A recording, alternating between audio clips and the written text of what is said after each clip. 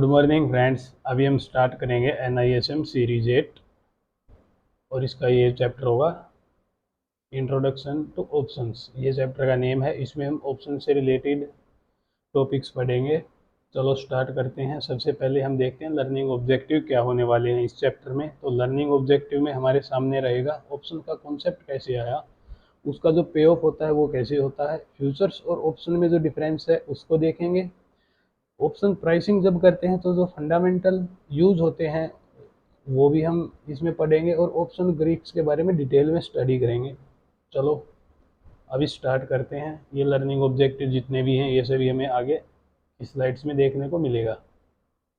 अभी हम देखते हैं basic of option. Basic of option में देखने से पहले हम देखेंगे फ्यूचर फॉरवर्ड जो कॉन्ट्रैक्ट है उसका क्या पे ऑफ होता है। तो फॉरवर्ड एंड फ्यूचर कॉन्ट्रैक्ट में हमें unlimited loss and unlimited profit ही होता है।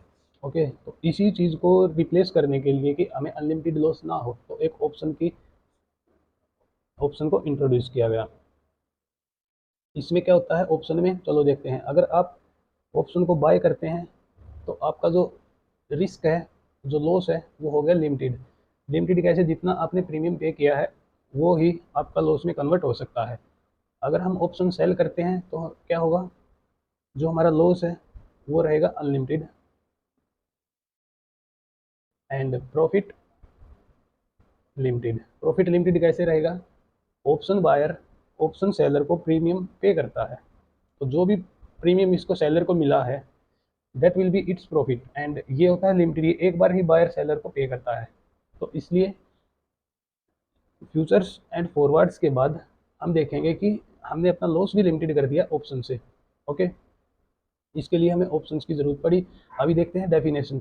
डेफिनेशन समझेंगे। A contract that gives the right but not obligation to buy or sell the underlying asset at any date at a predetermined price. Okay, इसका क्या मतलब हुआ? इसका इसका मतलब ये है कि एक ऑप्शन है ना, वो एक ऐसा कॉन्ट्रैक्ट है जो ऑप्शन होल्डर को राइट देता है to buy sell the asset but not the an obligation. उसको कोई ऑब्लिगेशन नहीं कि ऐसा करना ही पड़ेगा। अगर वो चाहे तो इसे एक्सरसाइज कर सकता है, अगर नहीं चाहे तो नहीं भी करे। ओके, इसके लिए क्या होता है, जैसे फ्यूचर्स एंड फॉरवर्ड्स में होता है एक प्री डिटरमाइंड प्राइस होता है और एक एक्सपायरी भी होती है, डेट भी होती है जिस पे वो एक्सरसाइज होगा। इससे आगे देखते हैं हमें। तो उस राइट को बाय करने के लिए हमें क्या करना पड़ेगा? ऑप्शन प्रीमियम पे करना पड़ेगा। बस ये सिंपल सी बात है। इसके बाद समझते हैं हम यहाँ से। मैं आपको कुछ ऑप्शन टर्मिनोलॉजी बताता हूँ।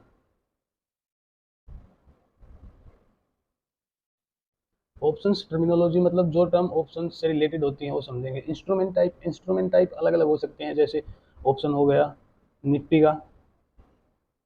का भी ऑप्शन हो सकता है, बैंक निफ्टी का, USD INR का, किसी शेयर का, पर्टिकुलर शेयर का, जैसे यहाँ पे हमने डिस्कस किया है इंडसइंड बैंक का। तो चलो यहीं से एक बार हम सारी टर्मिनोलॉजी समझने की कोशिश करेंगे जो जो भी यहाँ पे अवेलेबल है। तो अंडरलाइंग एसेट क्या होता है? अंडरलाइंग एसेट यहाँ पे कुछ भी हो सकता है। जिस भी चीज़ का डेरिवेटिव प्रोडक्ट है वो उसका अंडरलाइंग एसेट हो जाएगा। यहाँ पे एक एक्सपायरी डेट होती है। Expiry date Indian share market में कब की होती है? इंडियन शेयर मार्केट में एक्सपायरी होती है last Thursday of every month. और ऑप्शन टाइप, इंडिया में जो ऑप्शन ट्रेड होते हैं वो किस टाइप के होते हैं? वो हैं यूरोपियन टाइप के। और स्ट्राइक प्राइस होता है। चलो एक बार स्ट्राइक प्राइस समझते हैं।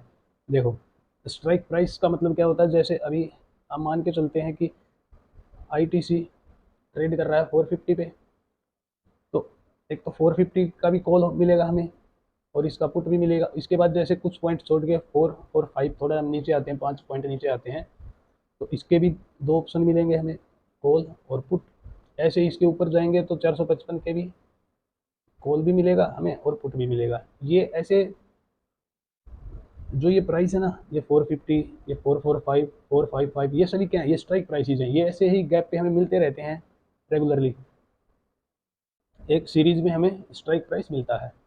और क्या है? Open interest. ओपन इंटरेस्ट को समझने के लिए ऑप्शन चेन को समझना पड़ेगा, पर थोड़ा बहुत यहाँ पे ये हम कह सकते हैं कि ओपन इंटरेस्ट होता है जितने भी कॉन्ट्रैक्ट अभी हैं वहाँ पे अवेलेबल हैं ऑप्शन चेन में। ओपन कॉन्ट्रैक्ट जो होते हैं वही ओपन इंटरेस्ट होता है।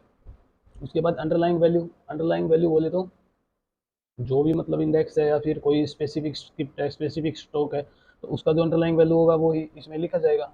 जैसे हमने आईटीसी की बात की, आईटीसी 450 पे ट्रेड हो रहा है, तो इसका अंडरलाइंग वैल्यू क्या हो जाएगा आईटीसी का, आईटीसी तो 450, ये इसका अंडरलाइंग वैल्यू हो जाएगा।